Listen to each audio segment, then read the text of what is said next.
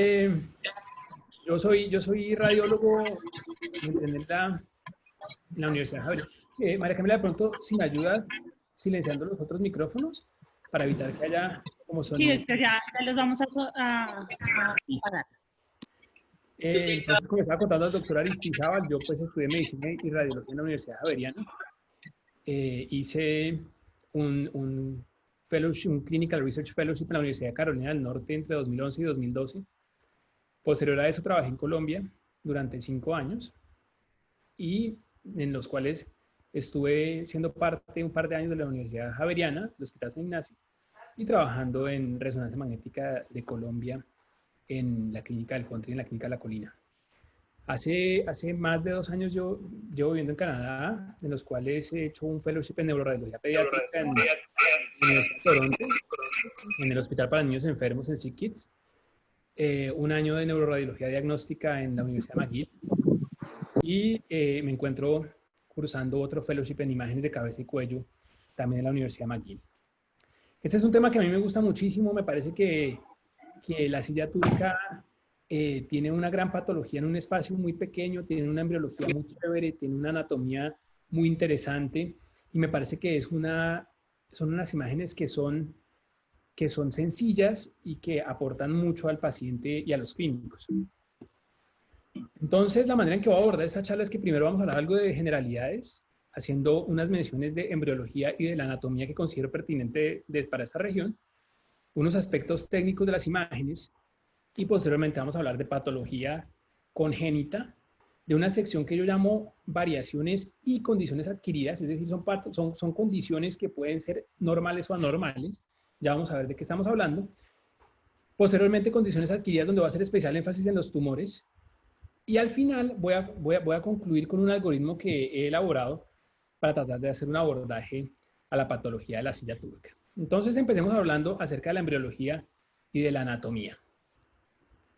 Entonces, la anatomía es compleja porque cuando nos encontramos en la semana, entre el día 24 y 29 de edad gestacional, si en este esquema tenemos en verde el mesodermo, vamos a tener una interacción del ectodermo de la boca, que sería en este esquema el café, y el ectodermo del sistema nervioso, el neuroectodermo, que sería ese color cremita. Por una inducción del prosencéfalo rostral, va a empezar a formarse una invaginación del estomodeo, que va a ser una invaginación cefálica, y una invaginación caudal del neuroectodermo, que va a ser denominada el proceso infundibular.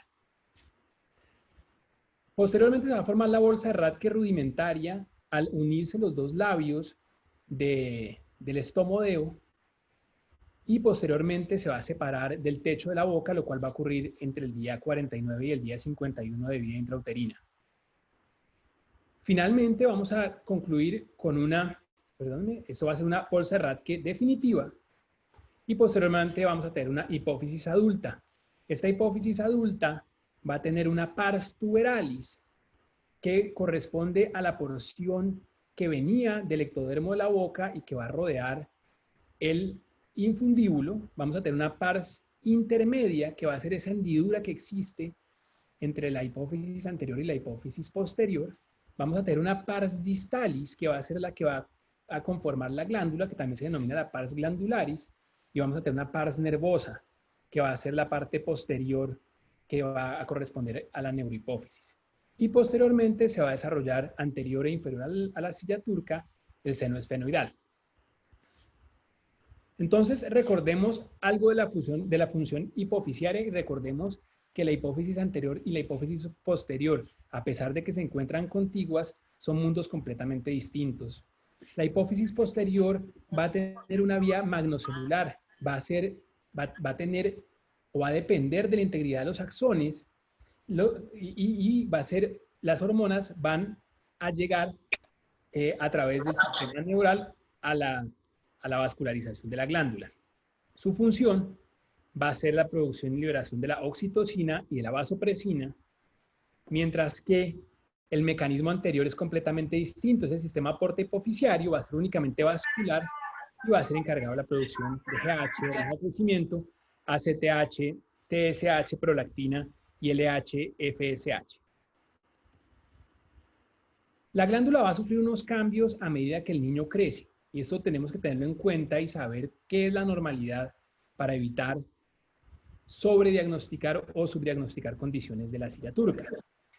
Cuando el bebé nace, como vemos en este niño de 4 días de vida, tanto la glándula como el tallo hipofisiario tienen alta intensidad de señal en T1. Posterior a esta, vemos que aún más brillante se encuentra la hipófisis posterior. Esa hipófisis posterior va a ser hiperintensa en T1 durante el transcurso de la vida. Sin embargo, la intensidad de señal de la adenohipófisis y el tallo hipofisiario en T1 va a disminuir muy rápidamente una vez nace el niño. Se cree que la hiperintensidad de esta glándula en esa edad es secundaria al influjo hormonal de la madre. Vemos que posteriormente, como les decía, la intensidad de señal va a caer, vamos a tener una intensidad de señal intermedia y va a sufrir relativamente pocos cambios a medida que el niño crece, como vamos viendo aquí a la edad de 1 año, a la edad de 7 años, hasta que empieza la etapa puberal y peripuberal, donde vamos a ver un aumento de tamaño de la glándula, lo cual debemos ser cuidadosos de llamar un crecimiento anormal. Por resonancia magnética, como les digo, el tallo hipofisiario, que va a estar compuesto por una pars tuberalis y una pars infundibular, va a tener intensidad de señal intermedia, al igual que la adenohipófisis. La hipófisis va a ser brillante. Ambas van a realzar significativamente con el medio de contraste, pero este realce va a ser especialmente evidente en el tallo y en la hipófisis anterior, ya que la hipófisis posterior pues ya era brillante. Entonces, nuevamente, tallo hipofisiario, hipófisis anterior y la mancha brillante o el bright spot, como lo llamamos en inglés, de la neurohipófisis. En estas imágenes de T2 sagital, unas imágenes muy bonitas en un resonador de 3 Tesla, podemos ver otras estructuras que considero importantes mencionar, que recordemos. La primera de ellas es la lámina rostralis. La lámina rostralis corresponde a la porción amielínica del cuerpo calloso y se va a extender desde el rostrum hasta esta estructura que estamos viendo en el plano sagital, que va a ser la comisura blanca anterior. Caudal a esta, vamos a tener esta delgada lámina que se llama la lámina terminalis. La lámina terminalis va a formar la pared anterior del tercer ventrículo, como podemos ver en esta imagen. Inferior a esta tenemos esta estructura oval, que es el quiasma óptico. El piso del tercer ventrículo, que corresponde al tuber cinereum, y posterior a este, los cuerpos mamilares. Ahora, quiero mencionarles estas estructuras que muchas veces pasamos de largo, pero que existen, y son los órganos circunventriculares.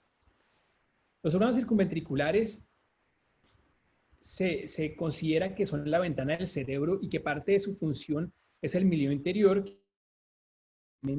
todas esas funciones del intersticio en la regulación del cerebro. Estos órganos circunventriculares carecen de una barrera hematoencefálica y por eso tienen una función muy especial. No se sabe muy bien qué rol tienen en la fisiopatología, pero se han hecho hipótesis que tienen un rol en sepsis, en estrés, en encefalitis autoinmune, en amiloidosis y en la transmisión de la infección. También se cree que puede ser un sitio nuevo donde se están produciendo células madre neurales. Recordemos que las células madre van a seguir ocurriendo en el sistema nervioso, aunque en una muy baja proporción. Entonces, hablemos un poco acerca de los órganos circunventriculares. Ellos tienen una red densa de capilar que van a ser capilares fenestrados, por lo tanto, pueden presentar realce con el medio de contraste.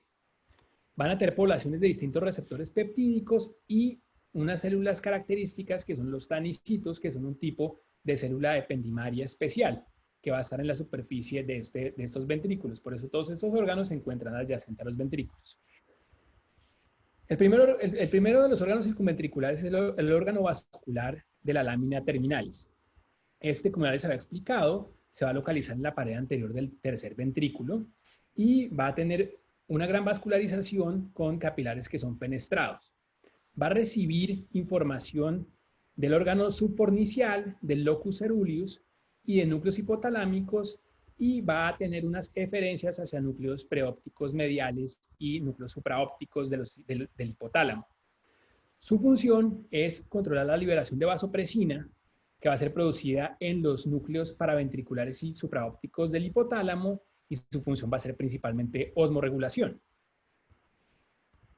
Tenemos el área postrema. El área postrema se encuentra adherida al ángulo ventral del piso del cuarto ventrículo a la altura del óvex. Si nos acordamos, esta, igual como ya les había contado, no tiene barrera hematoencefálica y tiene una función quimiorreceptora que es muy importante de manera evolutiva, ya que causa vómito en respuesta a sustancias eméticas. Entonces, esto evolutivamente es que la persona o el animal ingiere un veneno, ese veneno pasa libremente por lo que no hay barrera hematoencefálica y se induce el vómito. La neurohipófisis también va a formar parte de los órganos ventriculares, al igual que la glándula pineal. El órgano subfornicial se va a encontrar justo adherido al aspecto inferior del fornix y va a protruir hacia los forámenes de Monro y va a reaccionar a niveles plasmáticos de angiotensina 2. Esos van a enviar señales a través de neuronas de los núcleos paraventricular y supraóptico de los hipotálamos para regular la liberación de vasopresina y regular la sed. Y el órgano subcomisural, que se encuentra justo anterior e inferior a la comisura blanca posterior, tiene que ver, existe la hipótesis de que tiene que ver con la liberación de proteínas hacia el líquido cefalorraquídeo y controlar los efectos de la aldosterona, por lo tanto, tiene un rol en el manejo de la tensión arterial. Pasando a las técnicas de imagen en esta diapositiva, que es un poquito llena de texto, vamos a hacerlo de una manera muy clara. Lo primero es el TAC. ¿Para qué sirve el TAC? El TAC es muy bueno para ver calcificaciones, para ver destrucción ósea y para realizar mapeo prequirúrgico. También es la única alternativa que tenemos en pacientes que tienen una contraindicación absoluta de resonancia magnética. Sin embargo, tenemos que recordar que el TAC pues, tiene la desventaja de la radiación y que adicionalmente, dado la cantidad de hueso que hay ahí y la interfaz con el aire, va a haber artefacto de endurecimiento del rayo, lo cual va a limitar la valoración del parénquima de la glándula. Con respecto a la resonancia magnética, lo que más hacemos nosotros es la resonancia magnética convencional. Para esto usamos un field of view, un campo de visión que es pequeño y realizamos cortes finos. Y realmente solo se realizan cortes sagitales y coronales de T1 y T2. Puede ser necesario realizar imágenes de cerebro en pacientes que tengan otras comorbilidades, como por ejemplo una displasia septo-óptica, una holoprosencefalia, un síndrome de Kallmann, un síndrome de Charge. Y al usar mayores campos magnéticos vamos a tener una mayor intensidad, vamos a tener una mayor relación sonido-ruido, signal to noise ratio, y una disminución del tiempo. Por lo tanto, si tenemos disponibles resonadores de más alto campo, por ejemplo de 3 Tesla, el ideal es usarlos por encima de 1.5. Algunas personas abogan por usar cortes dinámicos posterior a la administración de gadolinio y más tarde cuando hablemos de adenomas vamos a tocar este tema nuevamente. Y por último, algunas personas pues adicionan la difusión especialmente para la evaluación de los tumores. En investigación se ha hecho espectroscopía, la cual realmente no es muy útil porque la base de cráneo distorsiona muchísimo y es muy difícil realizarlo. Perfusión, DTI para el mapeo prequirúrgico, y algunos artículos dicen que el riesgo de lesión a la vía óptica es menor, e incluso elastografía para la mejor caracterización de los tumores. Sin embargo, como les digo, nosotros en la práctica solamente realizamos resonancia convencional y TAC cuando es necesario. Y esto es un protocolo básico de silla turca.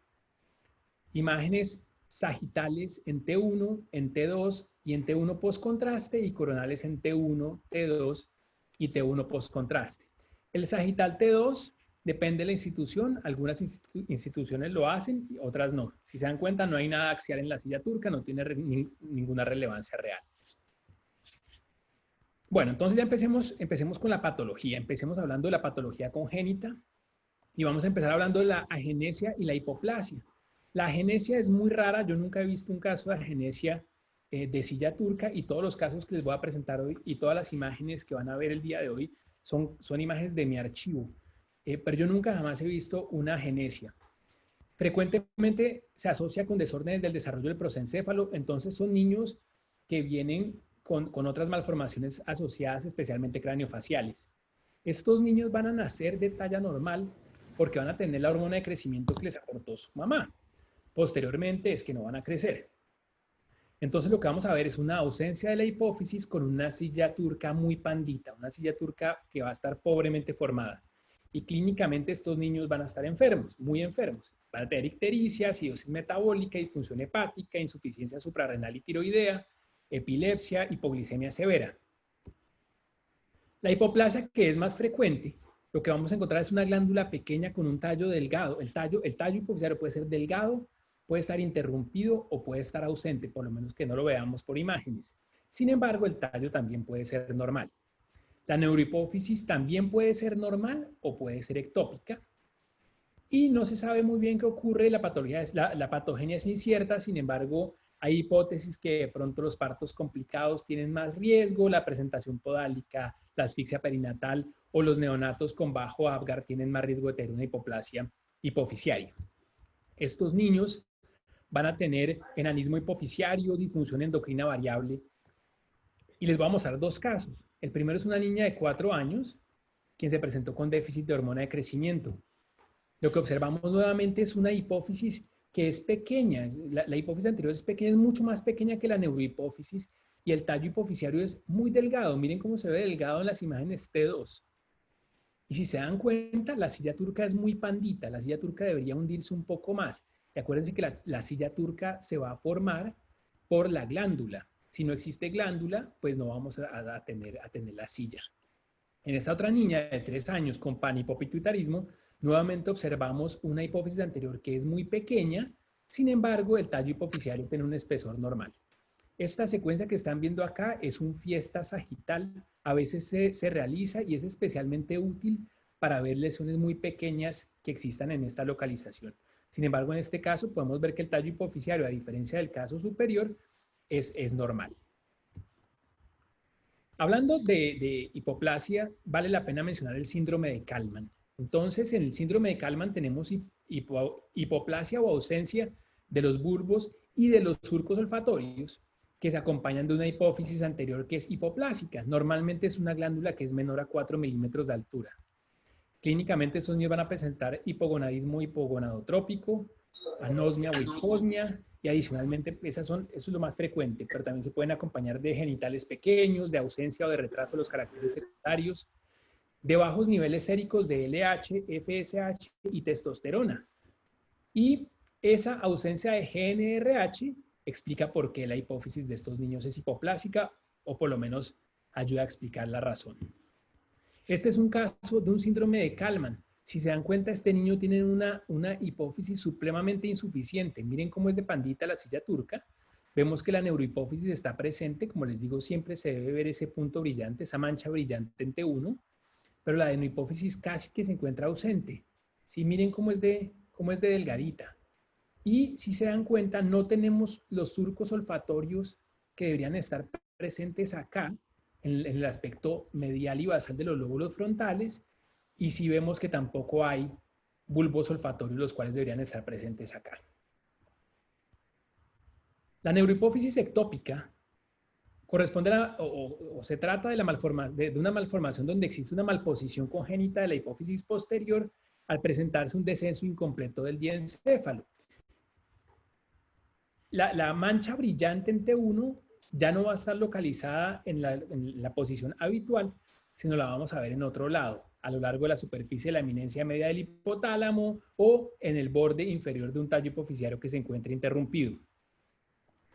Siempre que veamos una neurohipófisis ectópica, debemos buscar asociaciones con otras malformaciones. Entonces, a estos pacientes, una vez encontramos una neurohipófisis ectópica, vale la pena completarle el estudio no solo de la silla turca, sino de todo el cerebro, para estar seguros de que no existe alguna malformación asociada, como por ejemplo una deformidad de Chiari-1, una aloprosencefalia, un síndrome de Kallmann, una displasia septoóptica, agenesia del cuerpo calloso, conducto craneofaringio persistente, displasia del vermis cerebeloso, todos ellos que se pueden asociar con una neurohipófisis ectópica. Y estos pacientes normalmente presentan deficiencia de GH y panhipopituitarismo. Entonces, miremos esta niña de 3 años con deficiencia de la hormona de crecimiento. Observamos cómo la adenohipófisis tiene un tamaño normal, la silla turca está normalmente formada. Sin embargo, miren cómo a la altura del tallo hipofisiario, el cual se encuentra interrumpido o muy delgado distalmente, vemos esta hiperintensidad. Y vemos en esas imágenes de fiesta cómo hay un engrosamiento justo en esa localización. Y nuevamente en T1 simple vemos ese brillo. Esto es característico de una neurohipófisis ectópica.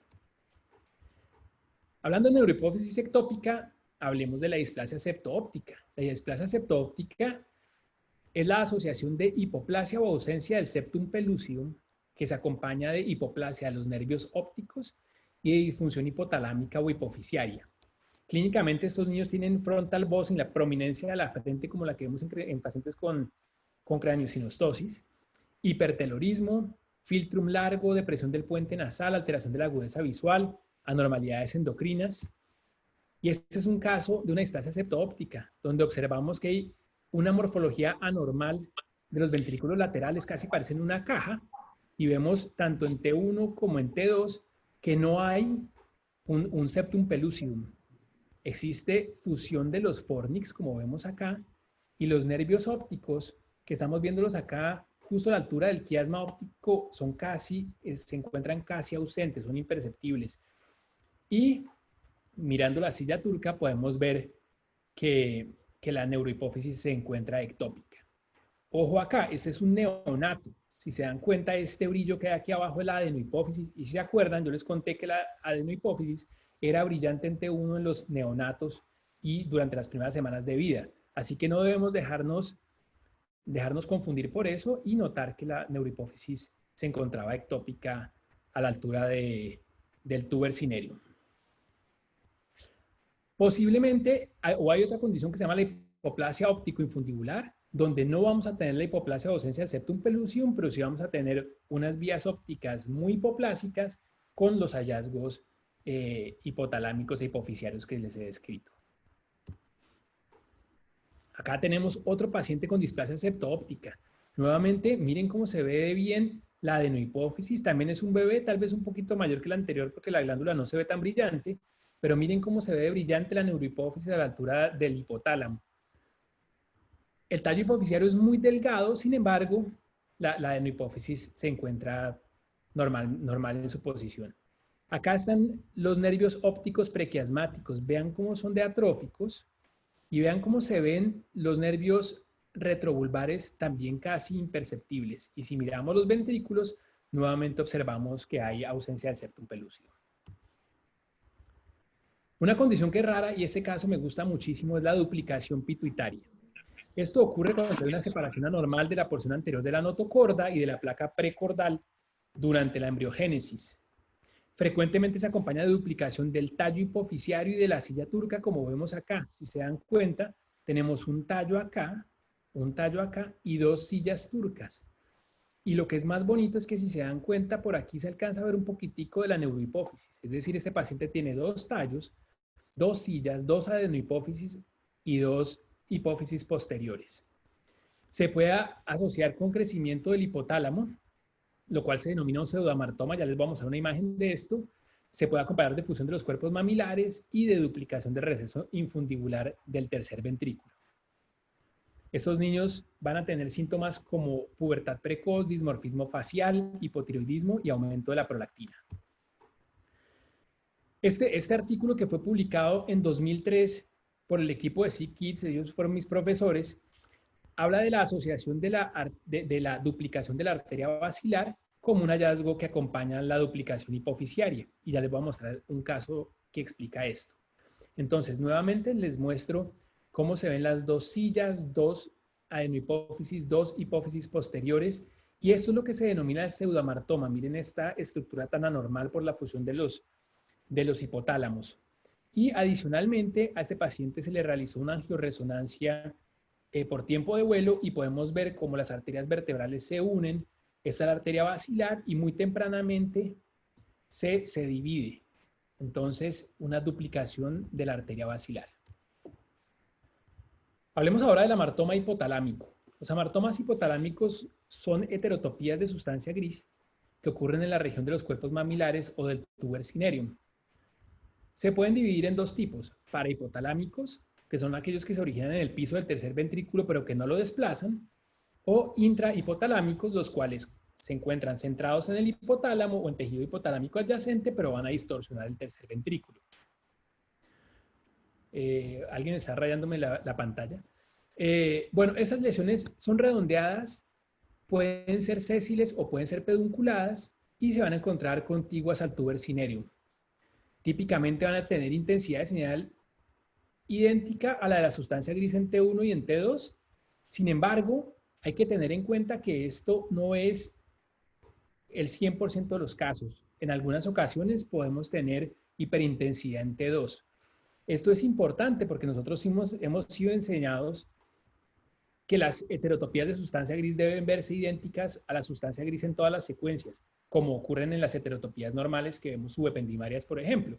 Sin embargo, los amartomas hipotalámicos pueden tener alta intensidad de señal en T2 y ya les voy a mostrar un caso de esto.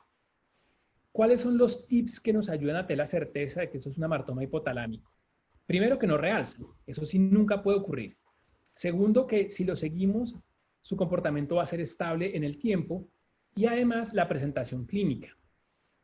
La presentación clínica corresponde a la pubertad precoz, acromegalia y a las crisis gelásticas. Especialmente las crisis gelásticas son muy comunes en estos, como síntomas de estos pacientes.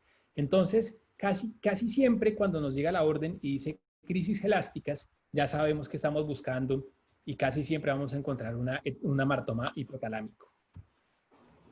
Entonces, al que esté rayando la pantalla, porfa, le pido que trate de no rayar más. Entonces, el doctor de Lalande, en este artículo de 2003, propuso 4 tipos. El tipo 1, el cual es extrínseco, que se origina en el tuber cinereum y se extiende hacia afuera, hacia la cisterna. El tipo 2, el cual compromete y es exclusivamente intraventricular. Ese es el más raro de todos. Creo que nunca he visto un tipo 2. El tipo 3, que también se origina en el tuber cinereum y se extiende parcialmente hacia el ventrículo, pero parcialmente hacia la cisterna. Y el tipo 4, que son los gigantes. Los gigantes, yo la primera vez que vi un gigante no tenía ni idea de qué estaba viendo, pero después he visto como unos 5 o 6, entonces ya cada vez que uno lo ve ya sabe qué es.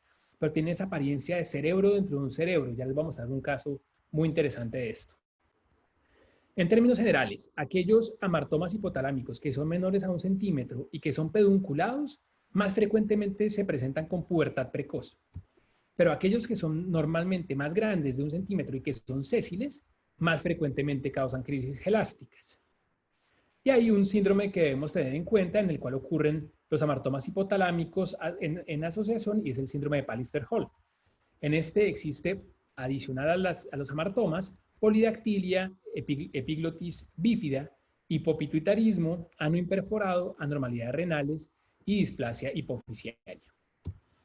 Veamos este primer caso. Entonces, como les digo, esto no es una lesión que salta a la vista, esta es una lesión que hay que buscar. Entonces, el tumor que les estoy mostrando es esta pequeña estructura que tiene la misma intensidad de señal que la sustancia gris, tanto en T1 como en T2. Esta pequeña cosa sobra. Este es el cuerpo mamilar, este es el tuber cinereum. No debería haber nada nodular en esa localización.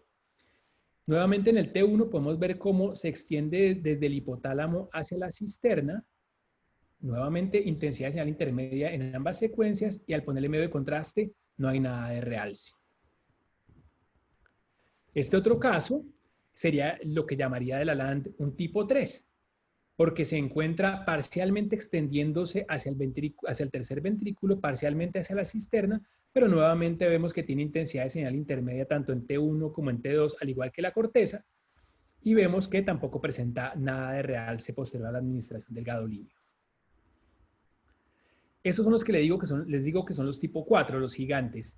Parece un cerebro metido dentro de un cerebro. Cuando vean esto es bastante característico de un amartoma hipotalámico. Y curiosamente estos, a pesar de ser tan grandes, suelen tener menos síntomas que los pequeños. Entonces, nuevamente, lo que les decía, fíjense que no necesariamente tiene que tener la misma intensidad de señal de la sustancia gris. Miren que este tiene un componente hiperintenso en su interior y tiene esa típica apariencia que casi pareciera un cerebro metido dentro del cerebro. Pero es muy importante que a pesar de que tiene esa apariencia, digamos, un poco agresiva, miren cómo no demuestra absolutamente nada de realce. La barrera hematoencefálica está íntegra. Hablemos del quiste de la hendidura de Rathke. Esta es una lesión supremamente frecuente tanto en niños como en adultos y es un quiste no neoplásico que ocurre cuando hay una ausencia de la obliteración de la hendidura embrionaria y por lo tanto una persistencia de la bolsa de Rathke. Su histología va a ser de un epitelio cuboidal o columnar y eso va a ser distinto al craniofaringioma, que normalmente tiene un epitelio escamoso estratificado. Tenemos que tener en cuenta que estos quistes pueden tener un desbalance entre la secreción y la reabsorción. Por lo tal, pueden aumentarse de tamaño y por esta misma razón, los quistes de la hendidura de Rathke debemos seguirlos por imágenes, ya que al estar tan cerca de la vía óptica, cualquier crecimiento puede comprometer el quiasma. Estos no realzan, sin embargo, es frecuente ver lo que ya se llama un pseudo-realce, que es el realce del tejido hipoficiario alrededor del quiste.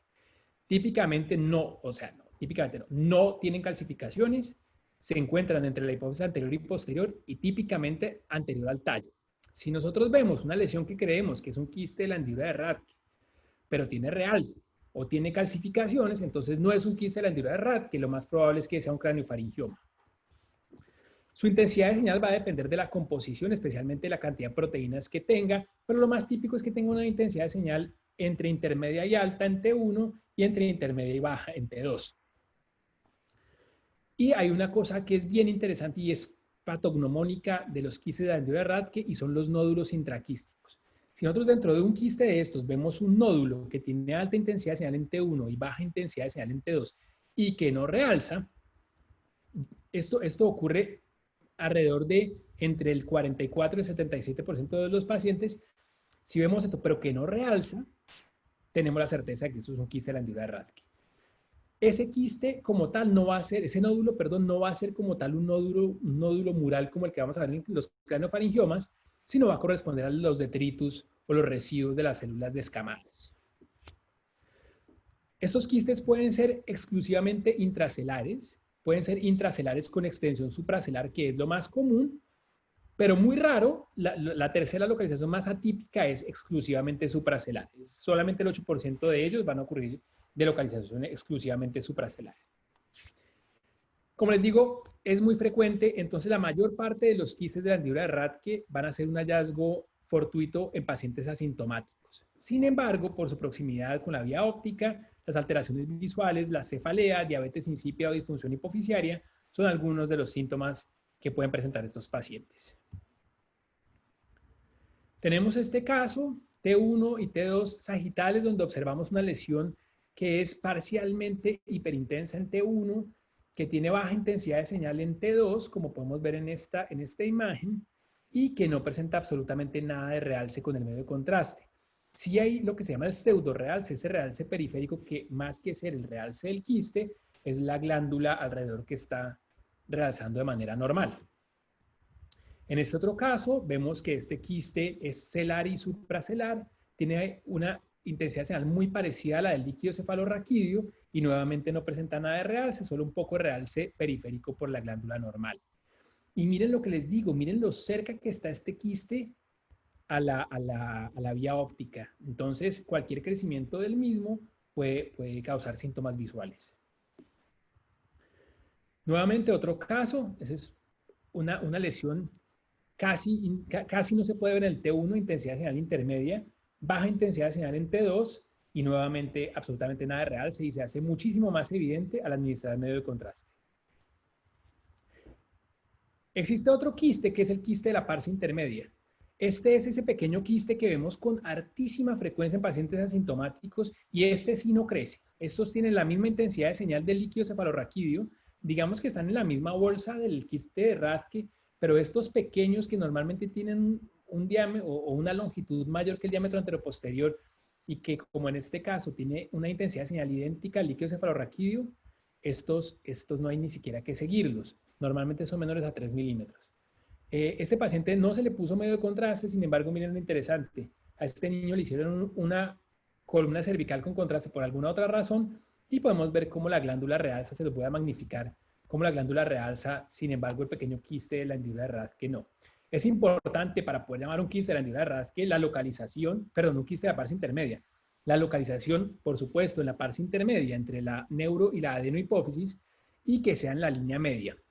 Si se encuentra por fuera de la línea media hay que tener cuidado porque es posible que sea más bien un adenoma quístico.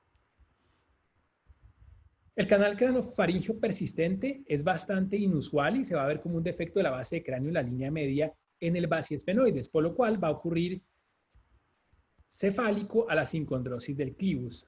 Va a comunicar el piso de la silla turca con la pared superior de la nasofaringe. Es raro, ocurre en menos del 1% de la población y su fisiopatología es que haya ocurrido algún insulto durante la obliteración de la bolsa de Rathke entre los días 42 y 45. Esa bolsa debe desaparecer completamente en la semana sexta. Lo que vamos a ver entonces va a ser un foramen redondeado en la línea media en las imágenes axiales, como les digo, anterior y superior a la sincondrosis, porque, como les estaba diciendo, esto es del basiesfenoides, no del basiooccipucio, y puede tener líquido cefalorraquídeo o contener tejido neural como el hipotálamo, hipófisis, tercer ventrículo, nervios ópticos o quiasma, o tejido vascular como ramas de la arteria cerebral anterior, en cuyo caso se va a denominar un encefalocele transesfenoidal. Les tengo este caso muy interesante, resonancia magnética T1 y un TAC en cortes axiales y reconstrucciones coronales y sagitales, donde observamos este defecto en la base de cráneo. Esto aquí que les señalo con el cursor es la sincondrosis del clivus y está por delante de este y justo posterior al seno esfenoidal. Este era un paciente que tenía un síndrome de Morning Glory en el cual se ve frecuentemente esto y podemos ver cómo la glándula se está extendiendo a través de ese defecto. Y miren cómo se ve bonito ese defecto, muy bien delimitado como un foramen en el plano axial y como un conducto en los otros planos, comunicando la silla turca con la faringe.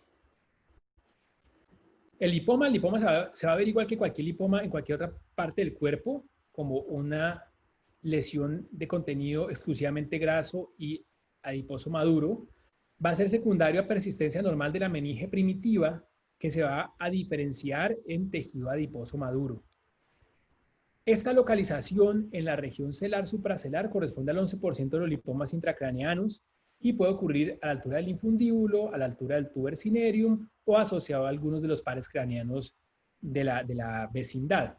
En este caso podemos ver que este lipoma, miren cómo es hiperintenso en T1 y T2 y además tiene esta anormalidad de la señal que es artefacto de desplazamiento químico o artefacto de chemical shift, que es típico de las imágenes que tienen grasa y que se encuentra a la altura del tuber cinereum.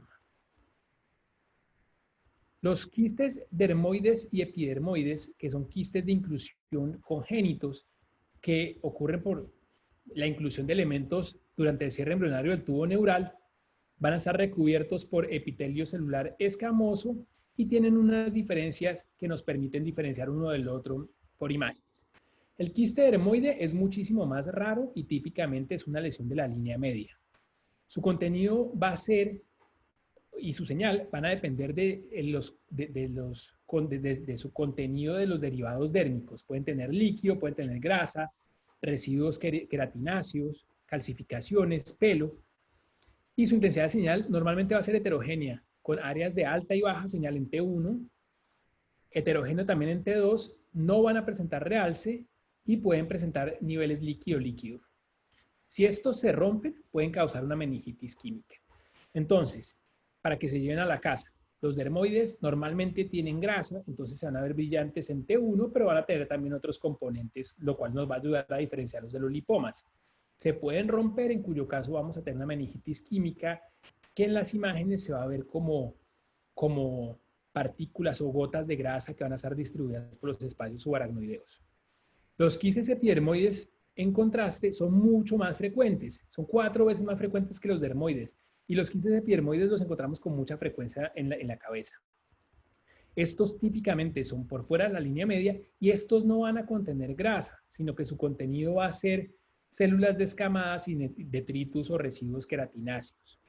Su apariencia va a ser muy parecida a la del líquido cefalorraquídeo, pero las secuencias que nos van a ayudar para diferenciarlo de un quiste aracnoideo van a ser la intensidad de señal en FLAIR, porque no van a atenuar, y el DWI, donde vamos a ver que existe restricción de la difusión. Estos también nunca van a realzar. Entonces vamos a ver este primer caso, eso es un dermoide. Primer tip es en la línea media. Segundo tip, tiene grasita. Miren cómo se ve de negro en la ventana esa es una ventana ahí como entre cerebro y tejidos blandos, tanto en axial como en una reconstrucción sagital. Pero miren que además tiene un componente sólido. Miren su intensidad de señal brillante en T1, por lo que les digo, tiene grasa. No realza, como podemos ver acá con el medio de contraste. Esta es una imagen fiesta donde vemos el contenido adiposo y el contenido sólido. Y, como les digo, va a estar en la línea media, bastante característico de un pequeño quiste dermoide. En contraste tenemos este quiste epidermoide que está ligeramente por fuera de la línea media. En las imágenes convencionales T1 y T2, fíjense que casi pareciera la misma intensidad de señal de líquido cefalorraquídeo. Sin embargo, miren el FLAIR. El FLAIR es sucio. Si esto fuera un quiste aracnoideo, esperaríamos que su intensidad de señal fuera homogéneamente oscura, pero miren que es sucio. Se llama así, un FLAIR, un dirty FLAIR. Y en las imágenes de difusión, estas son el B1000 y su mapa de ADC, vemos cómo se ve muy brillante y va a tener áreas de baja intensidad de señal. No necesariamente vamos a ver restricción de la difusión, pero sí, sin lugar a dudas, vamos a ver aumento de la señal en las imágenes B1000. Y no existe nada de realce. ¿No habrá forma de quitar estas líneas? ¿Alguien sabe? Son como un poco molestas. Vamos a ver si puedo borrar esto. Ah, sí, excelente. Mejor, ¿no? Entonces, sigamos. Este otro caso de un quiste epidermoide, este es muchísimo más grande. Miren cómo se extiende desde la cisterna prevulvar, prepóntica, interpeduncular hacia la región de la silla turca. Miren cómo ocupa la cisterna supracelar. Fíjense su intensidad de señal en T2, casi que no se nota. En T1 también es difícil de ver, pero miren en FLAIR cómo se ve esa alteración de la señal. Y estas son unas imágenes fiesta, tanto en plano axial como en plano sagital, o en reconstrucción sagital, donde vemos muy bien toda esa lesión muy heterogénea que está ocupando las cisternas. Y fíjense cómo brilla en las imágenes de difusión. El quiste aracnoideo se origina del divertículo aracnoideo o de un divertículo aracnoideo obstruido o de restos subaracnoideos y va a corresponder al 1% de las masas intracraneales. Del 9 al 15% de los quistes supratentoriales van a ser aracnoideos y típicamente van a ser un hallazgo incidental en pacientes asintomáticos. Sin embargo, aquellos de gran tamaño pueden presentar hidrocefalia obstructiva, déficits visuales, ataxia o disfunción endocrina. Les voy a mostrar dos casos de quistes aracnoideos en esta localización. Esto es una imagen FLAIR. Esto es un corte T2 sagital, T1 sagital, fiesta y un TAC. Les traje el TAC primero para que vean que no hay ninguna calcificación y no vayan a pensar que de pronto este es un craneofaringioma quístico. Les traigo el FLAIR para que vean cómo su intensidad de señal es idéntica a la intensidad de señal del líquido cefalorraquídeo. Brilla mucho en T2, pero se atenúa completamente en FLAIR. Entonces ustedes me dirán, pero no necesariamente, mire que aquí hay una intensidad de señal. Eso no es no tiene que ver con el contenido del quiste, sino que ese quiste pulsa y al pulsar da artefacto de movimiento, que es lo que estamos viendo acá. Entonces esto no es que tenga un componente sólido, es que está pulsando. En T1 podemos ver muy bien sus paredes y especialmente en las imágenes fiesta podemos ver muy bien su contorno. Siempre que uno vea una lesión quística de estas, realizar imágenes fiesta van a ayudarnos mucho a caracterizarla. Y no existe restricción de la difusión. Para poderlo llamar un quiste aracnoideo tenemos que tener la misma intensidad de señal en absolutamente todas las secuencias. Este otro quiste, fíjense lo interesante, cómo se encuentra comprometiendo la cisterna supracelar, parte de la cisterna prepóntica, interpeduncular, desplaza posteriormente el mesencéfalo, desplaza cefálicamente el fornix, el piso del tercer ventrículo, y desplaza anteriormente el tallo hipoficiario, desplaza el quiasma óptico, y tiene también algo de efecto de masa sobre la arteria basilar. Nada de restricción de la difusión. Muy bien, dejando a un lado las patologías o las lesiones congénitas, hablemos de aquellas que pueden ser variaciones o pueden ser condiciones adquiridas. Empecemos hablando de la silla turca vacía. Lo primero es que no se debe llamar silla turca vacía, o hay que ser cuidadoso cómo se maneja este término, porque la silla turca no está vacía, la silla turca está parcialmente vacía o se ve vacía. El término silla turca vacía fue acuñado cuando no teníamos ni TAC ni resonancia magnética y simplemente se veía al inyectar medio de contraste que la silla turca pareciera estar desocupada. Sin embargo, lo que ocurre es que hay una transmisión atípica de las pulsaciones del líquido cefalorraquídeo a través de un hiato diafragmático que es insuficiente.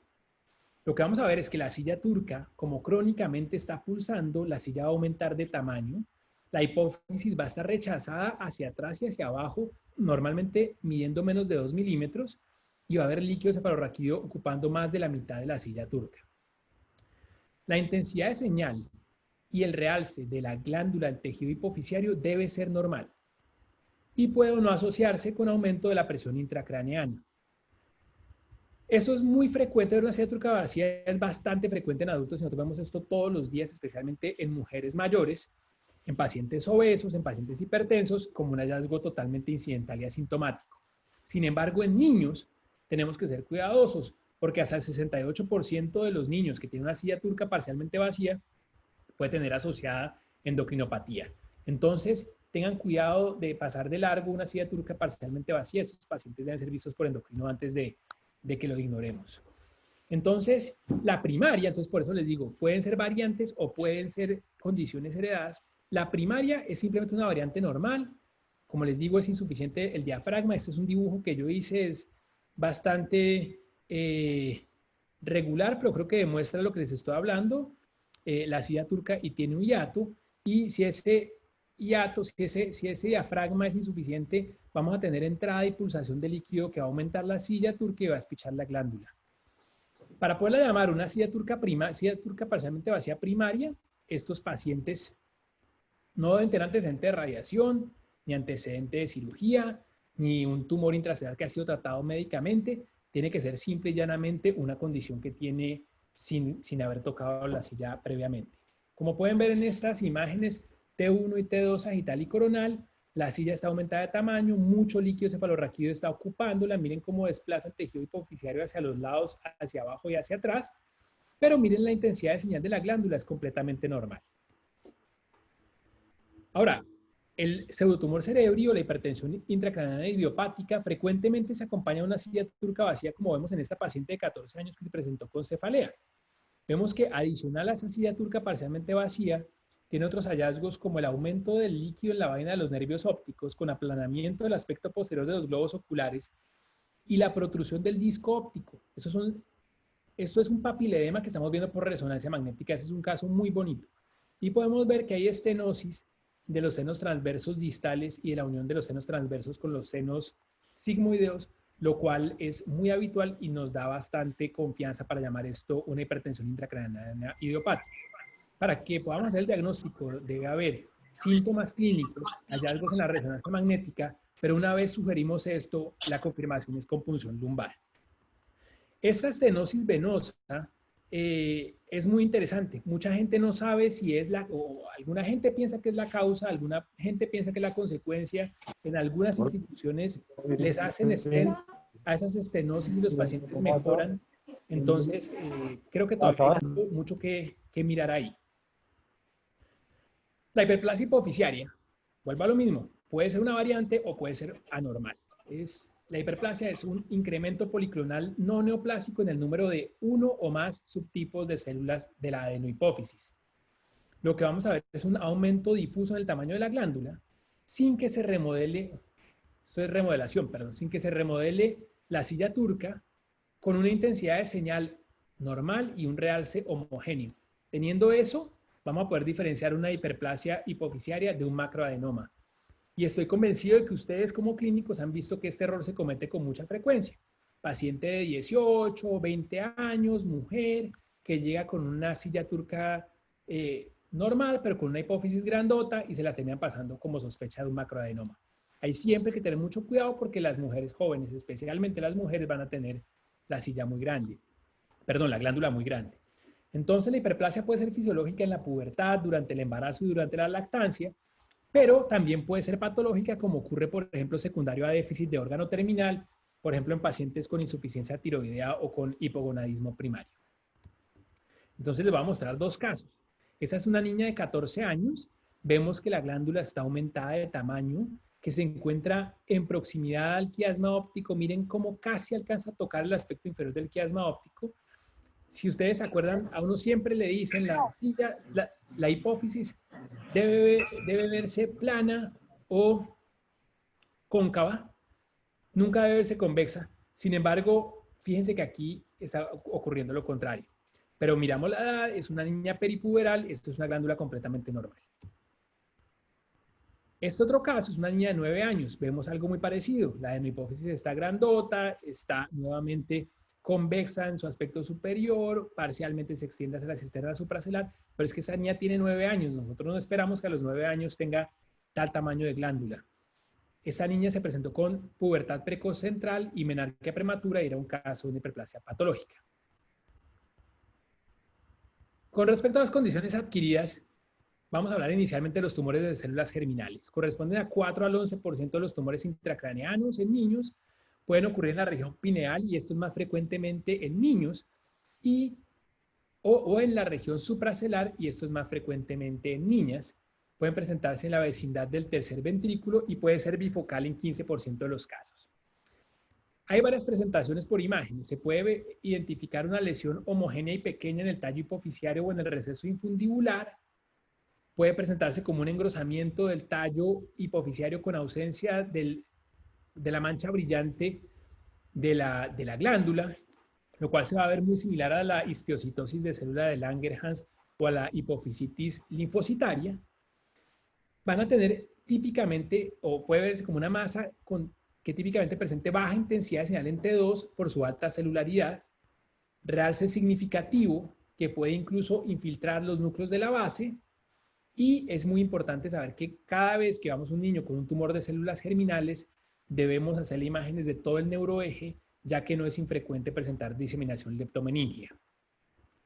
Estos tumores de células germinales pueden ser germinomas, los cuales tienen mejor pronóstico y son mucho más frecuentes, corresponden al 70% de los tumores, típicamente entre 10 y 14 años y que se presentan con diabetes insípida central, o tumores de células germinales no germinomatosos como el teratoma, los tumores del saco vitelino, los carcinomas embrionarios y coriocarcinoma, y estos van a presentar elevación de los marcadores tumorales como la alfa-fetoproteína o la beta-HCG.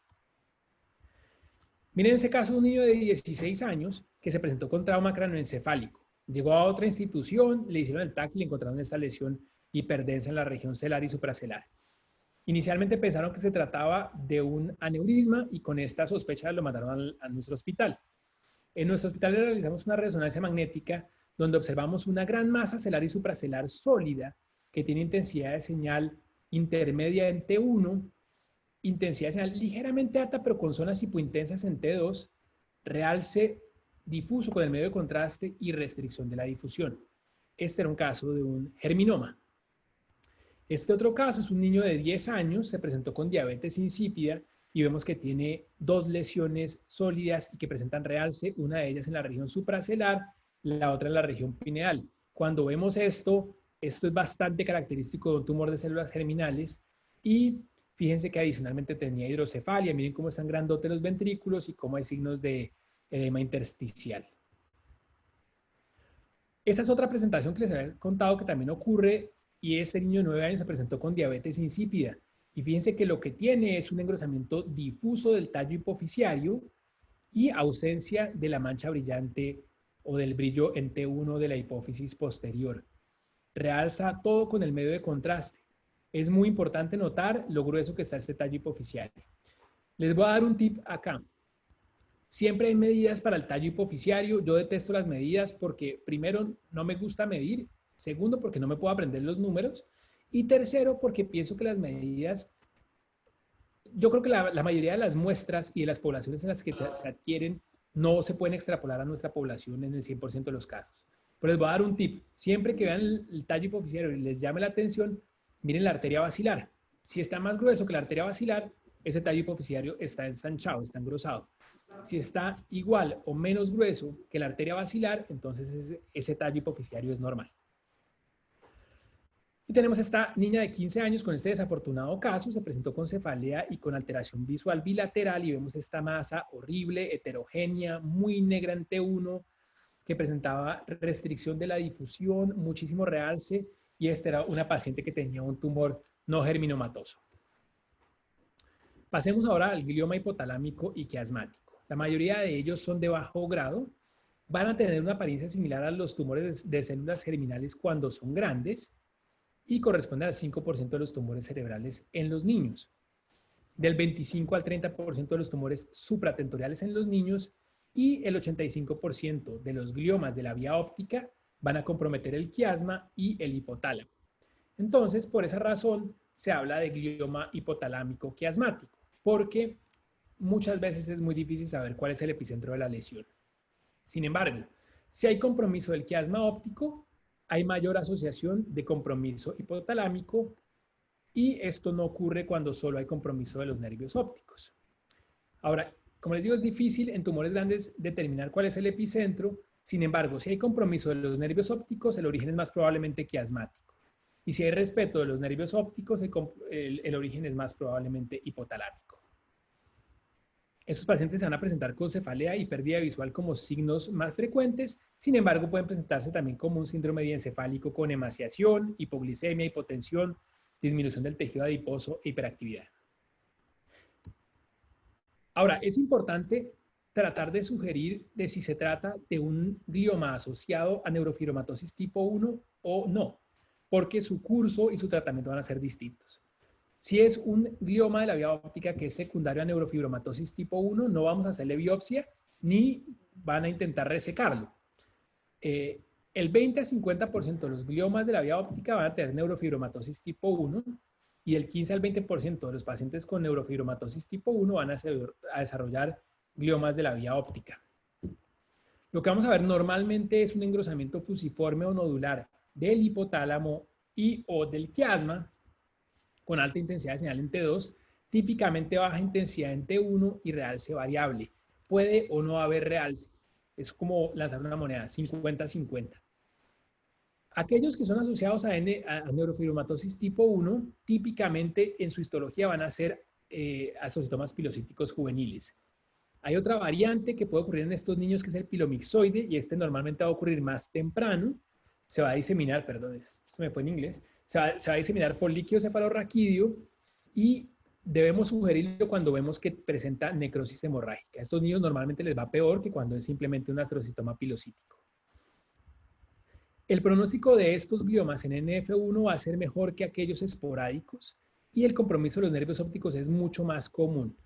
Y de manera interesante, aún en los tumores muy grandes que son asociados con neurofibromatosis tipo 1, los pacientes no van a presentar hidrocefalia o va a ser muy raro que se presente. En contraste, los gliomas esporádicos tienen una histología variable que puede ir desde grado 1 a grado 4. El quiasma es más frecuentemente afectado. En este caso, como les dije, los nervios ópticos sean más comunes y van a tener componentes quísticos con mucha frecuencia. Típicamente se extienden más allá de las vías ópticas y el 50% van a desarrollar hidrocefalia. Veamos este primer caso. Este es un niño de 2 años con una lesión celar y supracelar de señal intermedia en T1, alta intensidad de señal en T2, con mucho realce con algunas áreas hipointensas en su interior. Vemos que tenía hidrocefalia, vemos que no hay nada de restricción de la difusión y este era un caso de un glioma esporádico. En este otro caso tenemos un niño de 1 año con aparición súbita de nistagmus en todas las direcciones. En el TAC simple observamos una lesión hipodensa celar y supracelar que se extiende incluso hacia los valles de Silvio en ambos lados, especialmente en el lado izquierdo. Y al realizar la resonancia magnética vemos que tiene baja intensidad de señal en T1, intensidad de señal alta en T2, rodeando las arterias del polígono cerebral, con intensidad de señal heterogénea, pero con realce heterogéneo y sin restricción de la difusión, también en un caso esporádico. En este otro caso, en cambio, vemos un paciente con neurofibromatosis tipo 1. Vemos que los nervios ópticos se encuentran engrosados vemos que no hay realmente gran realce, el quiasma óptico está popocho, no hay hidrocefalia, y vemos que hay múltiples lesiones hiperintensas en FLAIR, las cuales son características de neurofibromatosis tipo 1, que son lo que llamamos los FASI, los focos de intensidad de señal anormal, que son característicos de la neurofibromatosis tipo 1. Los craniofaringiomas corresponden al 50% de los tumores supracelares y del 3 al 5% de los tumores intracranianos en niños. Pueden ser combinados celar y supracelar entre el 55 y 75% de los casos, exclusivamente supracelar entre el 20 y el 41%, y muy raro que sean exclusivamente intracelares. Histológicamente hay dos tipos de craniofaringioma. El que ocurre más comúnmente en los niños es el adamantinomatoso, y el papilar es aquel que ocurre en población adulta. Sin embargo, recordemos que el adamantinomatoso sigue siendo o sigue presentándose durante todos los rangos de edad. Yo he visto craniofaringiomas adamantinomatosos en pacientes de 80 años, pero nunca jamás he visto un papilar en un paciente joven. El adamantinomatoso tiene una teoría embriogénica. Se cree que se originan de remanentes epiteliales de la bolsa de Rathke a través del conducto craniofaringio y que se originan del primordio dental. Estos típicamente son lesiones celares y supracelares. Lo que predomina van a ser quistes que pueden tener intensidad de señal variable, pero que pueden ser de alta intensidad de señal en T1. Lobulados, van a rodear los vasos sanguíneos y con muchísima frecuencia calcifican. Los papilares, en cambio, van a ser tumores que son especialmente sólidos. Y la teoría es metaplásica, se cree que son restos celulares que sufren metaplasia y son restos que habían quedado ahí de la mucosa bucal en la pars tuberalis. Esas son las hipótesis que hay. Los papilares son más frecuentemente supracelares que celares y supracelares. Esos pacientes se van a presentar con cefalea, defectos visuales y con anormalidades endocrinas en un número significativo. Las calcificaciones van a ser variables y pueden ir desde calcificaciones sólidas y gruesas hasta calcificaciones en cáscara de huevo. Los componentes sólidos van a presentar realce y hay un fenómeno, les vamos a dar un caso de esto, que se llama el flip-flop en T1. Y es que el quiste es brillante en T1 y el componente sólido es hipointenso en T1, pero al ponerle medio de contraste, el componente sólido realza tanto que se va a ver más brillante que el quiste adyacente. Y está la regla de los 90, que fue escrita por los doctores Castillo y Mukherjee de Carolina del Norte, el doctor Castillo, que fue mi mentor en neuroradiología, que dice que el 90% de los craniofaringiomas van a tener componentes quísticos, el 90% van a tener calcificaciones, el 90% van a presentar realce y el 90% van a tener al menos parcialmente un contenido supracelar o un componente supracelar. Morfológicamente, pueden ser celares, prequiasmáticos, retroquiasmáticos o gigantes cuando se extienden hacia las fosas craneales anterior, media o posterior. Y vamos a mostrarles varios casos, ya que es una patología tan importante en la edad pediátrica, donde vemos esta lesión de señal intermedia en T1, celar y supracelar. Vemos que con el medio contraste presenta realce periférico, tiene algunas zonas quísticas muy brillantes en T2, pero también unos componentes sólidos. Y al realizarle un TAC vemos que estos componentes sólidos tienen calcificaciones. Este era un craniofaringioma adamantinomatoso. Otro caso, una lesión un poco más heterogénea, sin restricción de la difusión, con realce periférico, algunos componentes hipointensos en la parte más inferior, y al realizar TAC vemos que tiene calcificación periférica y especialmente unas calcificaciones gruesas que correspondían a la zona de hipointensidad. O este otro caso, donde vemos que es una gran lesión quística con componentes hiperintensos en T1, que como les decía, fíjense cómo los componentes sólidos que eran muy oscuros se van a volver aún más brillantes una vez administramos medio de contraste y vemos cómo rodean los vasos en la base de cráneo. Nuevamente, al realizar un TAC, vemos que, fíjense que esto no es realce, esto es sin medio de contraste, las imágenes axiales que les estoy señalando. Y miren cómo ese quiste era supremamente denso y hay múltiples calcificaciones y los componentes sólidos van a presentar realce posterior a la inyección del medio de contraste yodado. Este otro caso es predominantemente quístico. Fíjense ustedes que es un gran quiste que presenta realce y hay que tener cuidado porque esos son los casos en los que uno se puede equivocar y llamar esto un gran quiste de la hendidura de Rathke. miren que tiene un nivel líquido. Sin embargo, al realizarle un TAC, vemos que tiene calcificaciones periféricas. Entonces, quiero que se hagan con eso. Si tienen la mínima duda, vuelvan a un TAC. Si no tienen ya un TAC previo, vuelvan a un TAC. Ver calcificaciones ayuda muchísimo. El adenoma hipoficiario, los adenomas hipoficiarios realmente son raros en los niños y solo corresponden a menos del 3% de los tumores supratentoriales. Se van a ver igual que se ven en los adultos, la mayoría, en contraste con los adultos, la mayoría van a ser funcionantes. Del 3 al 6% van a ser no funcionantes, mientras que en los adultos la tercera parte son no funcionantes.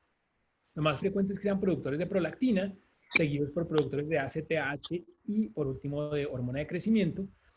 Y aquellos que son productores de prolactina o de hormona de crecimiento normalmente son unas lesiones centrales, mientras que los productores de ACTH o TSH normalmente son laterales. Sin embargo, esto es una cosa simplemente observacional.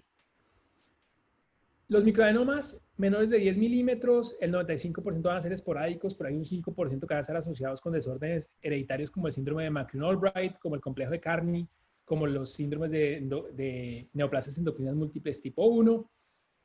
Van a verse de intensidad de señal hipo o intermedia en T1 e intermedia o alta en T2 y van a tener un realce menor y tardío al compararlo con el tejido adyacente. Los macroadenomas van a tener extensión supracelular y van a tener una cintura como un muñeco de nieve por el paso a través del diafragma celar. Estos van a tener efecto de masa sobre el quiasma óptico por su proximidad y su intensidad de señal normalmente es hiperintensa en T1 y en T2 con intenso realce una vez se le administra medio de contraste. No es infrecuente encontrar quistes, hemorragia o necrosis en los macroadenomas. Entonces acá volvamos a lo que yo les decía de los dinámicos. Hay gente que favorece realizar cortes dinámicos en la silla turca, hay gente que dice que no es necesario. Yo personalmente considero que sí vale la pena hacerlos. Y esta es la razón por la cual. Si nosotros miramos esta curva de tiempo contra realce, podemos ver cómo el adenoma hipoficiario tiene un realce un poco más tardío que la glándula normal. Si nosotros realizáramos solamente una imagen y la realizamos en ese momento del tiempo, donde el realce del adenoma y el realce de la glándula van a ser iguales, entonces podemos pasar de largo un adenoma. Y además tengamos en cuenta que un porcentaje no bajo de los casos, no vamos a ver nada en las imágenes T1 ni T2 y solamente se van a ver posterior a la administración del gadolíneo. Entonces, si realizamos unas imágenes dinámicas de un punto A a un punto B mientras inyectamos el medio de contraste, vamos a poder determinar una diferencia entre el adenoma y la glándula normal. Según la literatura, aproximadamente el 25% de los casos no se va a ver si uno no realiza cortes dinámicos. Entonces, yo por ese 25% yo pienso que sí vale la pena realizarlos. Miren, este niño de 13 años tiene antecedente de neoplasia endocrina múltiple 1 y le realizamos la resonancia simplemente por su antecedente. Y fíjense que tiene en las imágenes T1 y T2, miren lo que les digo, no es fácil, no es fácil. Sí puede uno sugerir que hay un poquito de elevación del contorno superior de la glándula en el lado derecho. Sin embargo, miren que una vez administramos el medio de contraste, se ve muy claramente el adenoma. Este es un paciente que llegó con un TAC, vemos una gran lesión hiperdensa celar y supracelar, con la silla turca gigantesca, le hacemos una resonancia, otra vez están por aquí como rayándome, y porfa no me rayen la pantalla, voy a borrar esto otra vez.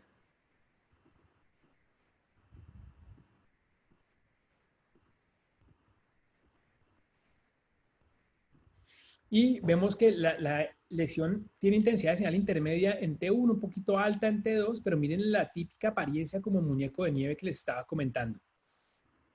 Posterior a la administración del medio de contraste, vemos cómo realza de manera intensa. Les voy a mostrar esta fuente de error. Esta la he visto llamada una lesión hipoficiaria en más de una ocasión. Y vemos esta lesión o esta imagen hipointensa en el piso de la silla turca y vemos que realza y que está continua con ambos senos cavernosos. Ese es el seno intercavernoso. Entonces hay que tener mucho cuidado porque nosotros no queremos que por error alguien malinterprete esto como un adenoma hipoficiario y menos aún que alguien quiera meterse a operar eso. Bueno, hablemos ahora de la histiocytosis de células de Langerhans. Es una proliferación idiopática de células histiocíticas de Langerhans que va a desarrollar granulomas en distintas partes del cuerpo. En el sistema nervioso, lo más frecuente que vamos a ver son masas osteolíticas del cráneo, que ocurren en el 80% de los pacientes, diabetes insípida en el 24% y déficit de hormona de crecimiento en el 10% de los casos. Típicamente vamos a ver una ausencia del bright spot de la hipófisis posterior en T1 y un engrosamiento focal o difuso del tallo hipofisiario. Como les decía, hay algunas medidas, sin embargo, siempre comparen ese tallo hipofisiario con el calibre de la arteria basilar y van a tener un aproximado bastante bueno. El diagnóstico diferencial entre germinoma e hipofisitis linfocitaria va a ser básicamente por los hallazgos asociados, porque por lo demás va a ser muy difícil de diferenciarlos. Si vemos un paciente que tiene esos hallazgos asociados con una lesión del cráneo o con hallazgos del cerebro, como prominencia de los espacios perivasculares, leucoencefalopatía o cambios en la sustancia gris, ya sea los núcleos dentados o los núcleos de la base, debemos sospechar una histiocitosis. Este caso es una niña de 4 años que se presentó con diabetes insípida. Fíjense el engrosamiento del tallo hipofisiario y miren que no vemos el punto brillante en T1. En T2 nuevamente vemos el engrosamiento del tallo. Y miren este otro caso. Es un niño de 9 años. Esto es una resonancia de 2011. Se presentó con una masa parietal izquierda con bordes biselados, osteolítica. Vemos que tiene un componente de tejidos blandos que realza de manera heterogénea con algunas zonas hipointensas en su interior. Bastante característico de una histiocitosis. Le realizamos una reconstrucción tridimensional donde se ve muy bonito el hueco en el hueso parietal. Y en ese momento, o bueno, después de eso, en 2013, ya sabiendo que este niño tenía una histiocitosis, le hicimos una resonancia de silla turca para mirar cómo se encontraba y podemos ver que la neurohipófisis está presente. Miren cómo se ve bien, miren cómo se ve bien el tallo hipofisiario, como nada en especial. Volvió al año, o menos del año, y perdió el brillo de la hipófisis posterior y se ensanchó el tallo hipofisiario. O sea, fíjense cómo en menos de un año, y créanme que es el mismo paciente, fíjense incluso que tiene este pequeño quistecito de la pineal, que ya lo tenía. Entonces es un caso supremamente interesante. Muy bien, entonces ahora, para concluir, les vamos a dar ese algoritmo que yo hice para tratar de tener un abordaje a la patología celar y supracelar en los niños. Si nos encontramos con una lesión quística, hay que mirar si esa lesión es celar o supracelar. Si la lesión es celar y la glándula es normal y es menor de 3 milímetros, lo más probable es que se trate de un quiste de la pars intermedia. Si la glándula es normal, pero tenemos un quiste de más de 3 milímetros, debemos considerar un quiste de la hendidura de Rathke. Si vemos que la lesión quística es exclusivamente celar y la glándula se ve aplanada, entonces es probablemente una silla turca parcialmente vacía. Como ya les dije, en niños descartar endocrinopatía y descartar también una hipertensión intracraneana idiopática. Si el quiste es supracelar y tiene calcificaciones, fácil, craneofaringioma. Si no tiene calcificaciones y su intensidad de señal es diferente a la del líquido cefalorraquídeo, considerar un quiste de la hendidura de Rathke. Si es similar al líquido cefalorraquídeo, hay que mirar las imágenes de difusión. Si tiene restricción de la difusión, es un quiste epidermoide. Si no tiene restricción de la difusión, se trata de un quiste aracnoideo. Ahora, si la lesión es sólida y la lesión es celar de menos de 10 milímetros, hay que considerar un microadenoma. Si es mayor de 10 milímetros, considerar un macroadenoma. Ahora, si la lesión es supracelar con una glándula que se vea normal, lo más probable es que se trate de un macroadenoma hipofisiario. Pero si es una lesión sólida, supracelar, con una glándula normal, hay que mirar cómo se comporta con el medio de contraste.